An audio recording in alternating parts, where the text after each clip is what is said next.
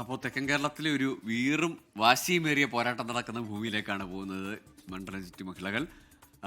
സംസ്ഥാനത്ത് ഭരണവിരുദ്ധ വികാരമില്ലെന്നും അമ്പലപ്പുഴയിൽ LDF വിജയിക്കുമെന്നും LDF സ്ഥാനാർത്ഥി H. സലാം. രാഷ്ട്രീയ വഞ്ചനയ്ക്കുള്ള മറുപടിയാകും തിരഞ്ഞെടുപ്പ് ഫലമെന്നും 24 മണ്ഡലം ചുറ്റും മഹിളകളോട് പ്രതികരിക്കവേ H. സലാം പറഞ്ഞു.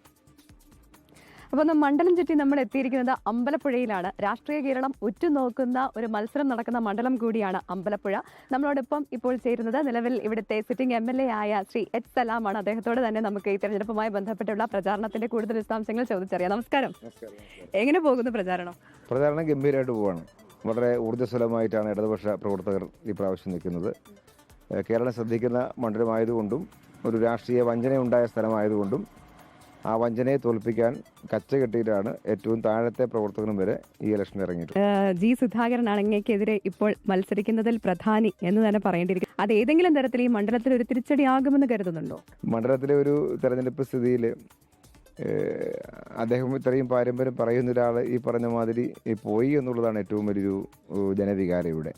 അതൊരു ലെഫ്റ്റ് വോട്ടേഴ്സിൻ്റെ മൈൻഡിൽ മാത്രമല്ല, ഈ UDF വോട്ടേഴ്സിൻ്റെയും മറ്റ് പാർട്ടി വോട്ടേഴ്സിൻ്റെയും മനസ്സിൽ ഇതൊരു നിർവീകേടാണല്ലോ എന്നൊരു തോന്നൽ നല്ലപോലെയുണ്ട്.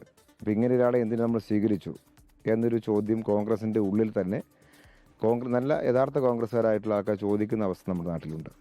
H. സലാം MLAക്ക് രണ്ടാമതൊരു ടേം കൂടി അമ്പലപ്പുഴക്കാർ എന്തിനു തരണം എന്ന് ചോദിച്ചാൽ എന്തുത്തരം പറയും? വികസനം തുടരാൻ തരണമെന്നുള്ളതാണ്. അത് ഈ അമ്പലപ്പുഴ കണ്ട ഏറ്റവും മികച്ച വികസനം ഉണ്ടായത് പിണറായി സർക്കാർ ഭരിച്ച 10 വർഷക്കാലമാണ്. UDF പറഞ്ഞാൽ ഇത് നടക്കാനേ പോകുന്നില്ല എന്ന കാര്യം പൊതുവെ ഒരു ധാരണ നാട്ടുകാർക്കുണ്ട്. അവർ പറയുന്ന ഭരണവിരുദ്ധ വികാരം ഇതിൽ തിരിച്ചടിയാകും LDF. അപ്പോൾ ഞങ്ങളെല്ലാം ഫീൽഡിൽ പോകുന്നവരാണ്. നമ്മുടെ വർക്കേഴ്സും പോകുമ്പോൾ ഈ ഇലക്ഷൻ്റെ പ്രത്യേകത അതാണ്, സർക്കാരിനോട് കാര്യമായ ഒരു വിരോധമില്ല. അങ്ങയുടെ കൂടെ നോക്കുമ്പോൾ ജെൻസി കുട്ടികൾ ഒരുപാട് പേരുണ്ട്. അപ്പോൾ അവരെ ചേർത്ത് നിർത്തുകയും അവർക്കൊരു ജെൻസി മാനിഫെസ്റ്റോ പ്രത്യേകിച്ച് മനസ്സിലുണ്ടെന്ന് തോന്നുന്നു. അതുകൊണ്ടാണല്ലോ അവരിങ്ങനെ കൂടെ നടക്കുന്നത്. അത് പ്രധാന എഡ്യൂക്കേഷനാണ്. ഇപ്പോൾ അമ്പലപ്പുഴ ഒരു എഡ്യൂക്കേഷണൽ ഹബ്ബാണ്. ഇവിടെ ഇപ്പോൾ ഇല്ലാത്ത കോളേജ് ലോ കോളേജ് മാത്രമേ ഉള്ളൂ. ലോ മാത്രമേ ഇല്ലാത്തുള്ളൂ. ഗവൺമെൻറ് മെഡിക്കൽ കോളേജ് ഉണ്ട്, ഗവൺമെൻറ് IT ഉണ്ട്, MB ഇൻസ്റ്റിറ്റ്യൂട്ട് ഉണ്ട്, എഞ്ചിനീയറിംഗ് കോളേജ് ഉണ്ട്, നഴ്സിംഗ് കോളേജ് ഉണ്ട്, ദന്തൽ കോളേജ് ഉണ്ട്. അതെല്ലാം എന്തായാലും തികച്ച ആത്മവിശ്വാസത്തിലാണ് അമ്പലപ്പുഴയിലെ LDF സ്ഥാനാർത്ഥി H. സലാം. ഒപ്പം തന്നെ G. സുധാകരൻ ഫാക്ടർ ഇവിടെ ഒരു തരത്തിലും ഒരു പ്രതിസന്ധി ആകില്ല, തിരിച്ചടി ആകില്ല എന്ന് തന്നെയാണ് അദ്ദേഹവും പറയുന്നത്.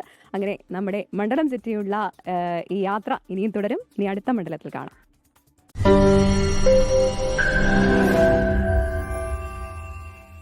ലോകത്തെവിടെയായാലും ഏത് സമയത്തും 24 വാർത്തകളും ഓഗ്മെന്റഡ് റിയാലിറ്റി പാക്കേജുകളും എക്സ്പ്ലെയിനറുകളും വിശദമായി കാണാൻ ഞങ്ങളുടെ YouTube ചാനൽ നിങ്ങൾക്ക് സബ്സ്ക്രൈബ് ചെയ്യാം.